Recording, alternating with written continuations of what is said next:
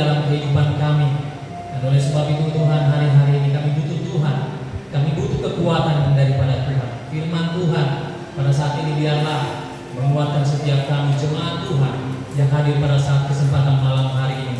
Dan hamba berdoa di dalam nama Yesus Tuhan, biarlah rasa haus, lapar, dahaga atas setiap kebenaran firman Tuhan Tuhan tanamkan bagi jemaat Tuhan di tempat ini, sehingga jemaat Tuhan di tempat ini bertumbuh dan berbuah luar biasa di dalam nama Yesus. Dan kami tolak segala perbuatan iblis roh jahat yang coba mengganggu hati, pikiran, telinga kami ketika kami mendengarkan, menikmati hadirat Tuhan pada saat ini, mau mengganggu kami tolak, kami patahkan di dalam nama Yesus Tuhan. Terima kasih Tuhan untuk kudus mulut, bibir dan hamba-Mu Tuhan dalam berkata-kata. Biarlah Tuhan kuasa-Mu saja Tuhan yang hadir mengurapi setiap perkataan firman Tuhan yang sebentar akan keluar. Di dalam nama Yesus Tuhan kami berdoa dan terima berkat Tuhan pada saat malam hari ini. Haleluya. Amin. Shalom. Silakan duduk. Ya, puji Tuhan.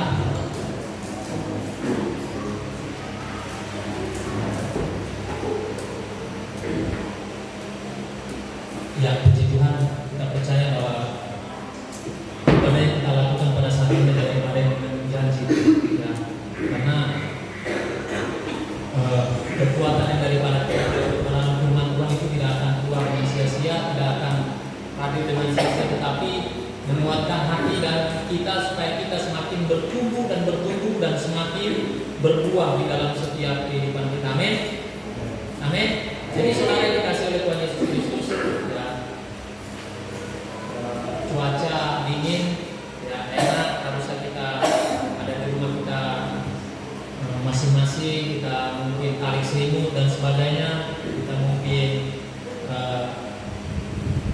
mengambil kesempatan untuk istirahat. Tapi saudara yang dikasih oleh Tuhan Yesus Kristus, pada saat malam hari ini kita akan belajar, saudara. Kayaknya nih akhir-akhir ini pengajaran, ya kan? Tadi pagi kita sudah belajar tentang tabernakel, saudara. Ya, dan lalu kita belajar tentang doa dan puasa, dan berbagai macam pengajaran akan diajarkan di tempat ini supaya setiap kita bukan menjadi jemaat yang manja, tetapi kita tahu bahwa firman Tuhan itu betul-betul kuat, betul-betul luar biasa di dalam kehidupan kita. Karena saudara yang dikasih oleh Tuhan Yesus Kristus, saya mempelajari dan mengamati bahwa ada ibadah yang kita dapatkan dengan sia-sia. Kenapa saudara? Ibadah yang kita dapatkan dengan sia-sia itu dengan main-main. Saya matikan dulu ini atau saya alihkan ke tempat lain. Dingin sekali saudara. Dan seperti itu. Jadi puji nama Tuhan. Karena apa? Karena jangan sampai saya dan saudara beribadah kepada Tuhan dengan sia-sia. Kita datang, kita memuji Tuhan, tetapi tidak ada yang kita dapatkan. Kenapa bisa begitu, saudara?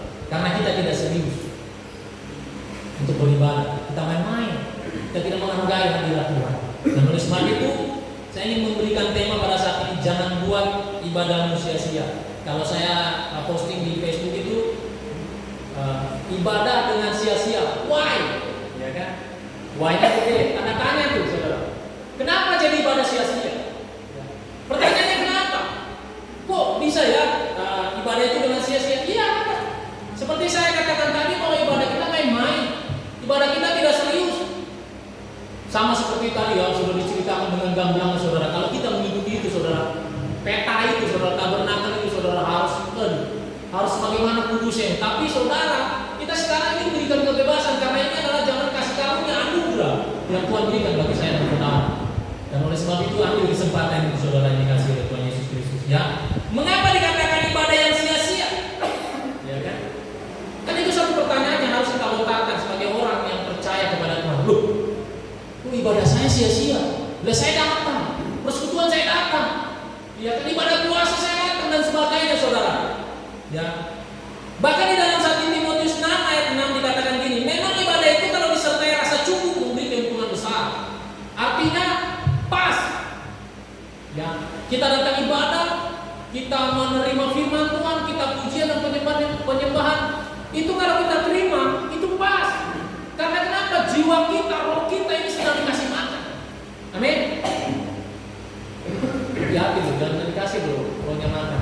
Sering saya katakan roh kita ini nggak boleh kerdil. Roh kita ini harus bertumbuh, harus kuat saudara. Bahkan di dalam 1 Timotius 4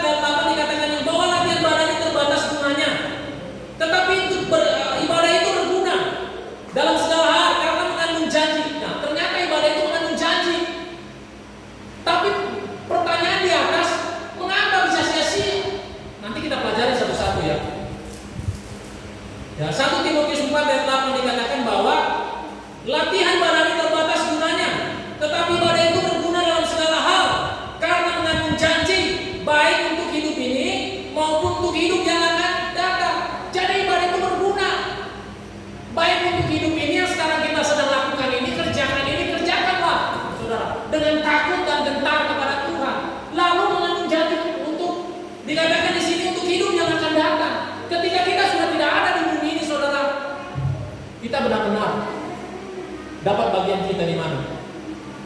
Bertata bersama Tuhan. Amin. Amin. Jadi saudara yang dikasihi oleh Tuhan Yesus Kristus, dalam 2 ayat di atas ini dikatakan bahwa ibadah memberikan keuntungan.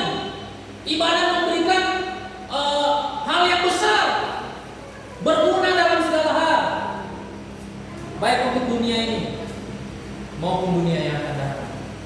Jadi itu saudara yang dikasihi oleh Tuhan Yesus Kristus.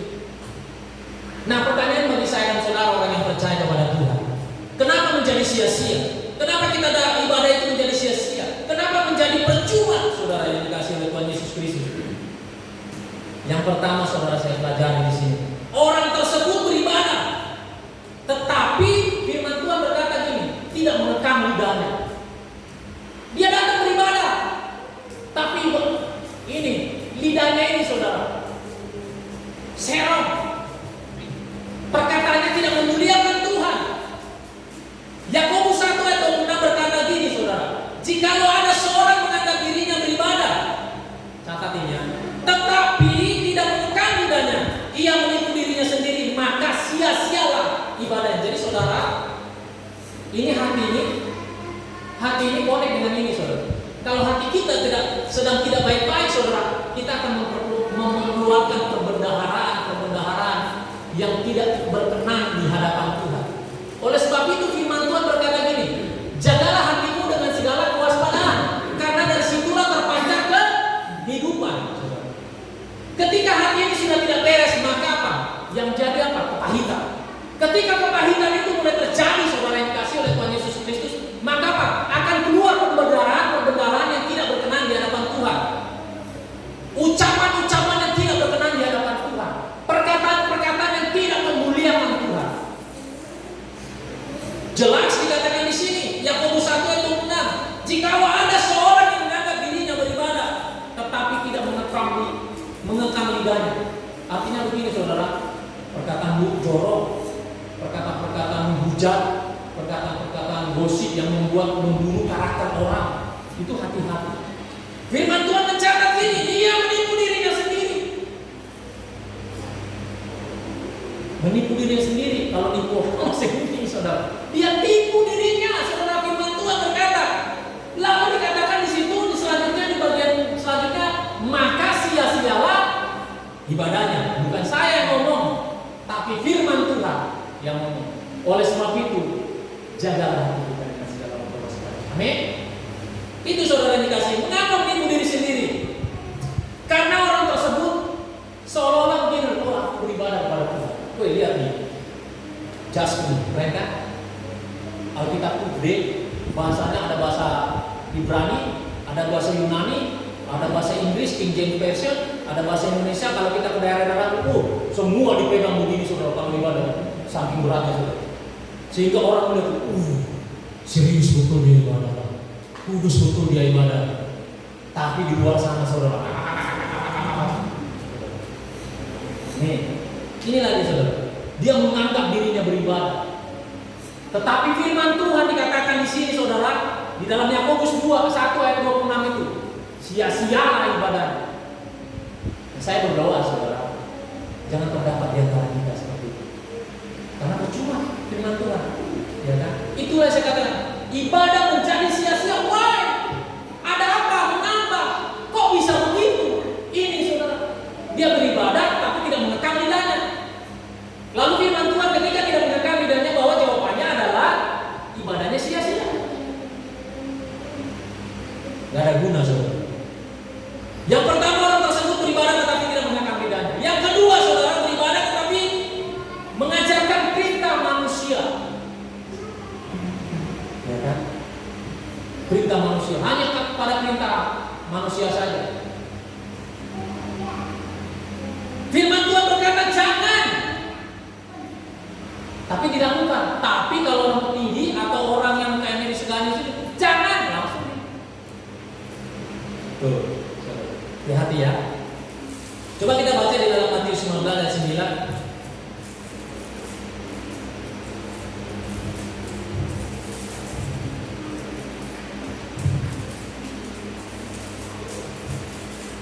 Matius.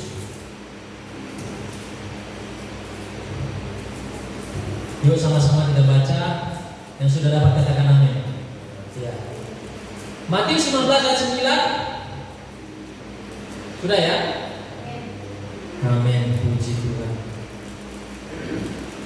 Ya.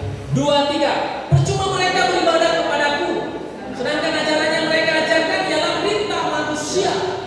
Percuma beribadah kepada Tuhan. Hanya takut kepada manusia. Hanya takut kepada bapaknya ketika dia suruh ibadah. Tapi firman Tuhan ini atau ibunya beribadah, atau orang-orang di rumahnya, saudara, atau kepada orang-orang rohaniawan, saudara, tidak apa-apa sih, saudara. 1, 2, 3 kali tidak apa-apa. Itu adalah pemanas, ya, membuat kita semangat. Tetapi yang Tuhan mau adalah perintah Tuhan, ya kan? Itu yang Tuhan mau di dalam kehidupan kita. Jadi banyak orang yang beribadah, tetapi yang mereka ajarkan adalah perintah manusia. Betul enggak? Seperti yang diajarkan tadi itu. Ya, itu pengajaran, saudara. Saya senang, saudara. Kalau saya kutip-kutip, saudara. Kalau kayak ini mantap di YouTube ini, saya bahagia, saudara. Saya ini kalau itu kan tadi saya bagi, saudara. Nanti saya bagi-bagi kepada orang, saudara. Ya. Nanti tinggal lengkap-lengkapi aja, saudara. Ya, memang kalau pengajaran seperti itu, saudara, itu beberapa episode itu. Iya, bukan segitu aja, cuma karena waktu memang, saudara. Dan baru kejadian kita jam 12 amin. Haleluya. Tapi kalau kita nikmati, saya katakan kepada anak saya, enak kan tadi? Ya. Kalau kita nikmati setiap firman Tuhan, apalagi pengajaran lalu kita sukai, saudara, kita akan senang. Sama-sama kita terbang. Amin. Tapi ketika awal kita sudah blok, udah sampai belakang pun kita begini-begini aja, saudara. Betul, saudara. Jadi seperti itu, saudara, dikasih oleh Tuhan Yesus. Jadi beribadah tetapi mengajarkan perintah manusia. Yang ketiga, menjalankan ibadah tetapi memungkiri kekuatannya. Ya. Coba kita baca di dalam 2 Timotius 3 ayat 5. 2 Timotius 3 ayat 5 saya bacakan bagi kita. Secara lahiriah mereka menjalankan ibadah mereka, rutinitasnya, ya kan? Nih, rutinitasnya. Ya, 2 Timotius 3 ayat 5. Secara lahiriah mereka menjalankan ibadah mereka, tetapi pada hakikatnya mereka memungkiri kekuatannya. Jauhilah mereka itu, firman Tuhan. Kenapa, saudara? Mereka memungkiri kekuatannya? Karena mereka lebih menginginkan menuruti hawa nafsu daripada menuruti Tuhan, saudara.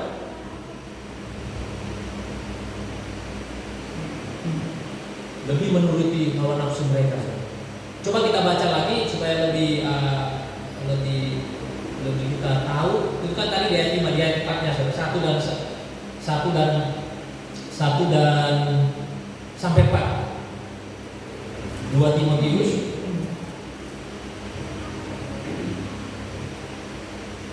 Timotius 3 ayat 1 sampai 4 saya bacakan. 2 Timotius 3 ayat 1 sampai 4. Nih, keadaan manusia pada akhir zaman. Ketahuilah bahwa pada hari-hari terakhir akan datang masa yang sukar. Manusia akan mencintai dirinya sendiri dan menjadi hamba uang, mamon. Mereka akan menjual dan menyombongkan diri. Mereka akan menjadi pemfitnah. Mereka akan berontak terhadap orang tua dan tidak tahu berterima kasih, tidak peduli kepada agama, tidak tahu mengasihi, tidak mau berdamai, suka menjelekkan orang, tidak dapat menekan diri, garang, tidak suka yang baik, suka mengkhianat, tidak berpikir panjang, berlagak tahu, lebih menuruti hawa nafsu daripada menuruti Allah. Ini, saudara, suka melawan, bukan dikatakan itu melawan orang tua, ya, melawan orang tua, pemberontak, pemfitnah, ya, itu memungkiri kekuatan yang Tuhan berikan kepada saya. Itu yang membuat kita mengapa ibadah kita menjadi sia-sia. Lalu selanjutnya, saudara, yang keempat, saudara, mengajarkan ajaran lain selain dari perkataan firman Tuhan dan sesuai dengan ibadah. 1 Timotius 6 ayat 3 sampai 5. Firman Tuhan berkata seperti ini. 1 Timotius 6 ayat 3 sampai 5. Sudah di situ, ya, supaya kita koneksi nih. Ya, 1 Timotius 6 ayat 3 sampai 5. Ayat yang ketiga firman Tuhan berkata seperti ini. Jika seorang mengajarkan ajaran lain yang tidak memiliki perkataan sehat, yakni perkataan Tuhan kita Yesus Kristus, dan tidak menurut ajaran yang sesuai dengan ibadah kita, ayat 4, ia adalah seorang yang berlagak tahu, padahal tidak tahu apa-apa. Penyakitnya ialah mencari-cari soal dan bersilat kata, menyebabkan dengki, cedera, fitnah, dan curiga. Ayat 5. Di situ sudah ya. Ayat 5 apa katanya?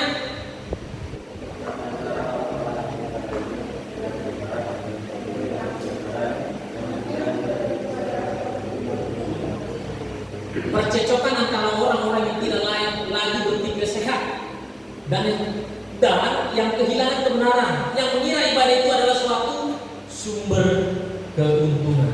Jadi saudara yang dikasih oleh Tuhan Yesus Kristus, ya, yang keempat ini saudara,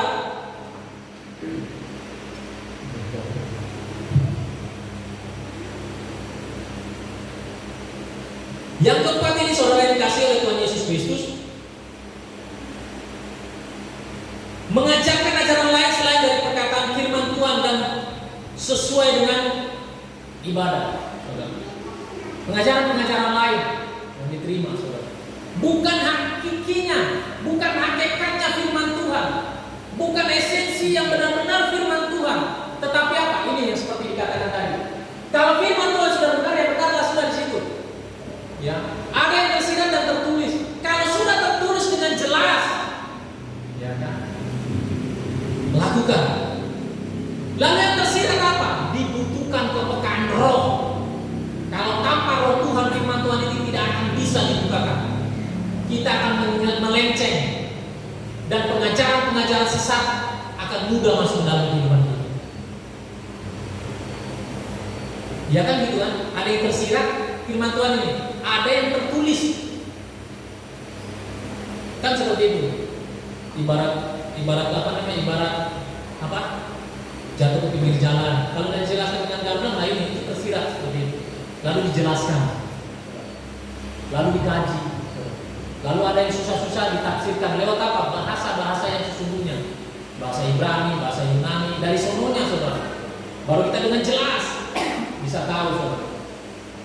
Tapi itu juga dibutuhkan roh Tuhan. Untuk kita dibuka roh pengertian daripada Tuhan saudara yang dikasih oleh Tuhan Yesus Kristus. Nah pertanyaannya bagi kita, lalu bagaimana seharusnya kita ibadah yang benar? Kan gitu. Kan tadi yang salah sudah kita. Kalau kenapa kita bisa salah? Itu tadi ada 4. Sudah saya jelaskan. Dan pertanyaan lagi loh, kalau gitu yang benar kayak apa? Kan gitu. Yang salah seperti ini. Lalu yang benarnya kayak mana dong? Yang benarnya saudara yang dikasih oleh Tuhan Yesus Kristus, yang pertama, kita beribadah dengan memperhatikan orang lain dan menjaga keputusan.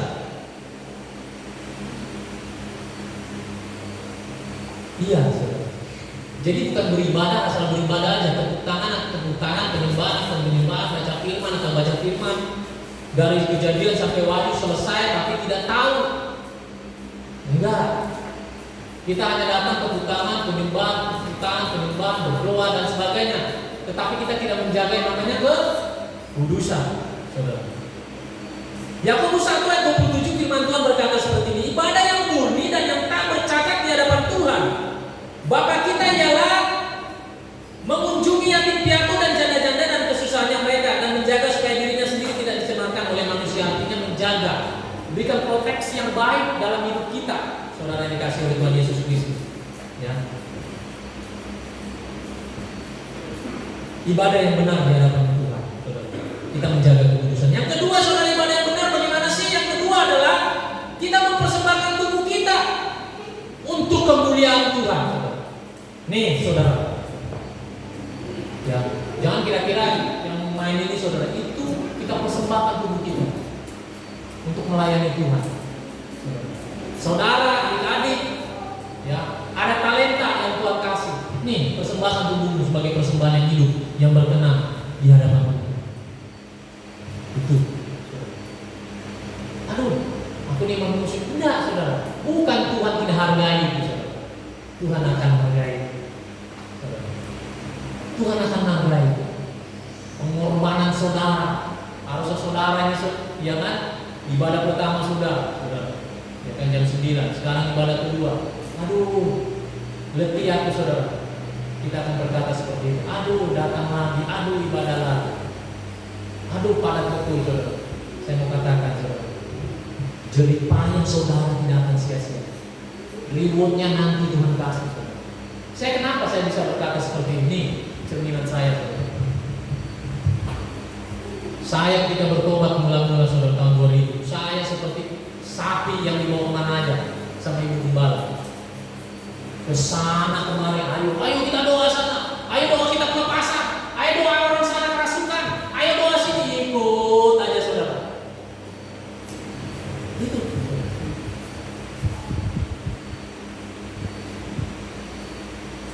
Sama ibu gembala saudara. Satu tim berdoa. Saya katakan kami berdoa sampai di gunung begitu. Kayak kurang kerja, saudara. Dalam nama Yesus, dalam nama hujan-hujan, saudara. Waduh, mungkin kalau sekarang ini udah perlu pilek nih, saudara.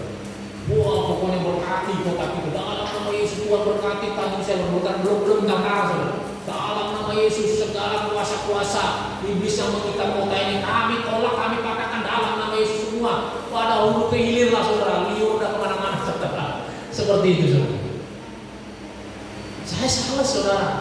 Gaji 250, 350, bonus 150, 500.000, tapi ponsel di rumah beratus. Sudah tidak ada saksi-saksinya di sini ya. Beratus orang makan saudara. Saya juga bingung dari mana uang saudara. 500.000 loh. Itu bukan hari ponsel, bukan setiap nanti Senin ibadah keluarga, Selasa ponsel saya, Rabu ibadah diskon, Kamis ponsel, Jumat ibadah doa dan puasa, malamnya latihan lagi, saudara. Sabtu ibadah pemuda. Nggak ada, saudara. Tapi sedikit pun saya tidak memungkiri kekuatan Tuhan. Pernah yang saya cerita saudara, ketika saya membuka kios 2 kali 3. Si Karen masih kecil 1 tahunan, saudara. Di rumah bolong yang pernah saya posting itu saudara, kalau saya yang itu menangis saudara. Kenapa saudara? Itu luar biasa saudara. Ketika saya kesana ke kiri ke kanan ingin meminjam sesuatu, tidak ada. Ada orang-orang kaya dari keluarga dari almarhum. Sepertinya Tuhan tutup saudara.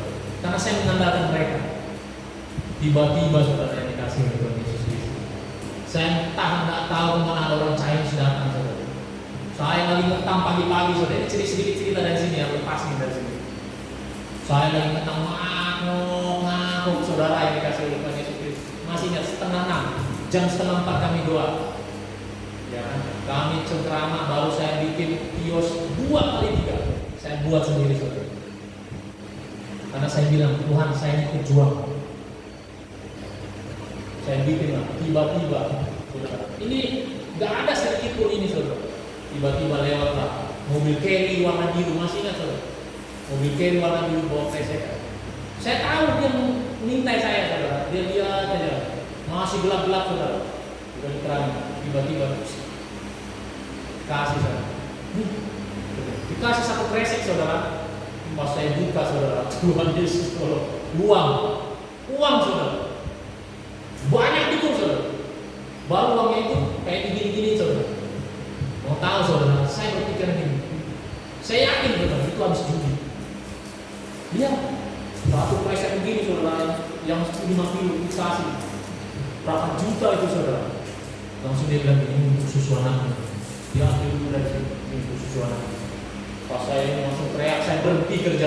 Oh haleluya Tuhan, terima kasih Tuhan. Lanjutlah bikin kios itu yang di Jalan Sutoyo. Itu saudara. Kaget saya buta aja nih, pokoknya ikut aja. Saya tidak mau lihat hukum budi dan sebagainya, tidak saudara. Lalu Tuhan terus bertambah-tambahkan semuanya. Ada yang kasih kayak 2 dos, nggak tahu saya susu cil, pokoknya dulu apa Morinaga saudara, 2 dos dikasih. Saya mau rancang apa minum susu kerak nasi, saya bilang apa yang blek nasi itu kalau dikukus saudara, itu saya kasih sama Karen. Itu saudara. Tapi saya bilang Tuhan, saya berdoa, Tuhan ini memang betul-betul begleng apa namanya, kalau orang bahasa Inggris yang membahasakan bilang urik pindahan. Nah, seperti itu. Itunya nasi itu tangan itu yang belum kayak susu, baru saya kasih air apa pula. Saya kasih sekarang. Saya bilang Tuhan, ini lebih dari vitamin orang-orang yang ada susu-susu yang dibalik-balik. Saya terus begitu saya berdoa, saya pegang terus. Makanya kalau ada anak-anak saudara terus topang anak-anak itu. Tuhan begini apa saja harapan kita, ya kita topang itu terjadi.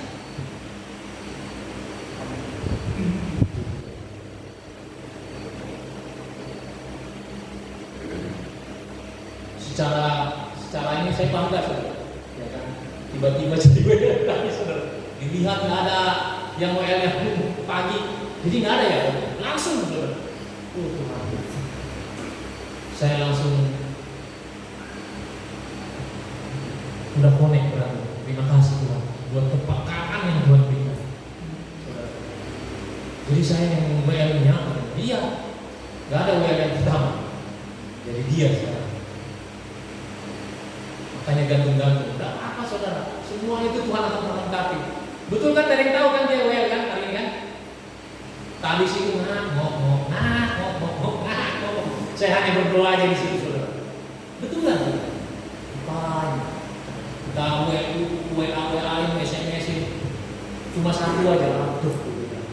Saya bilang, sampai saya bilang ini ada ibu apa di sini, saya bilang ini sama dia saudara. Maksudnya supaya cepat lah datang ini.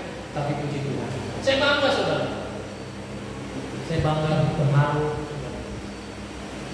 Makanya saya pegang ini saudara untuk begitu.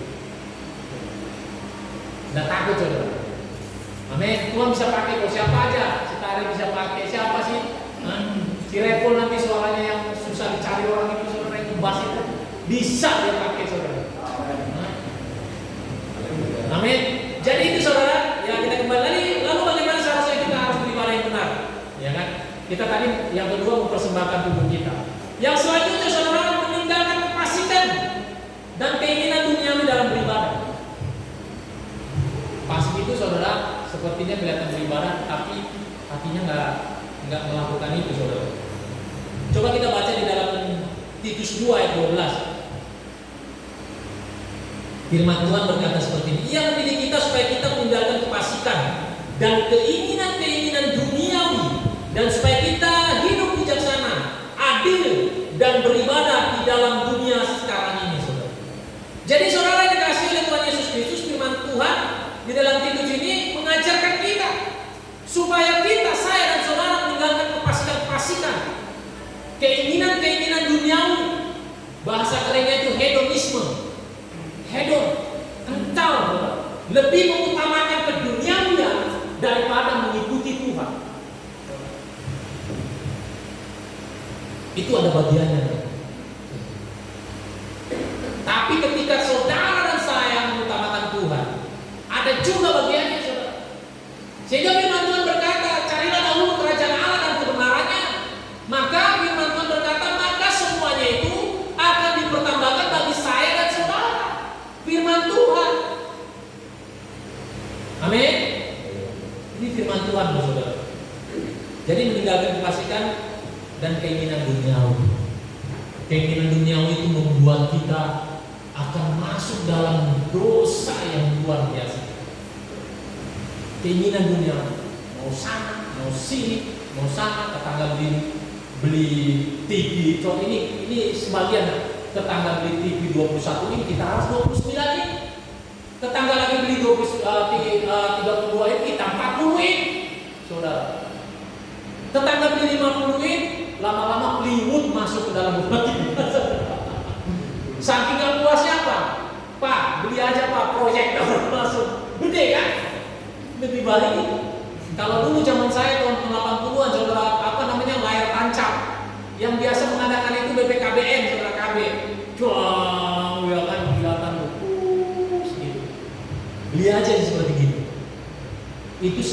keduniawian, saudara. Kita ada handphone seperti ini, udah bisa kegunaannya, udah mantap. Wih, iPhone, katanya kan gitu. Udah ada iPhone 6, oh mau yang 7 lah. Udah ada 7 yang 8 lah. Yang udah 8, yang Pro dong katanya. Habis ya. Pro Max ya. Wah. 11, 12, 13, apa lagi nanti? Itu yang harganya selangit. Padahal kegunaannya sama, saudara. Kecuali memang ada hal-hal khusus yang memang membutuhkan memori, giga dan sebagainya yang besar, saudara. Ini hanya pelajar aja, saudara. Apa yang mau dikerjakan, saudara? Paling begini, saudara. Iya kan, selfie, kirim nanti sama yang itulah, iya kan? Bebeknya, saudara. Cantiknya loh, padahal saudara udah diterang-terangin yang berjerawat hilang kan gitu. Hanya untuk poles-poles gitu, saudara. Jangan jauhkan itu keinginan duniawi yang akhirnya ketika kita tidak dapat, kita akan melakukan segala sesuatu. Saya katakan sama anak saya, ketika ada anak perempuan, saudara, di bilangan Jakarta sana, saudara, yang dikasih oleh Tuhan Yesus, dia menjual dirinya hanya 1.000, istilah sekarang itu 1 juta. Cantiknya, saudara, saya kasih untuk, saudara. Saya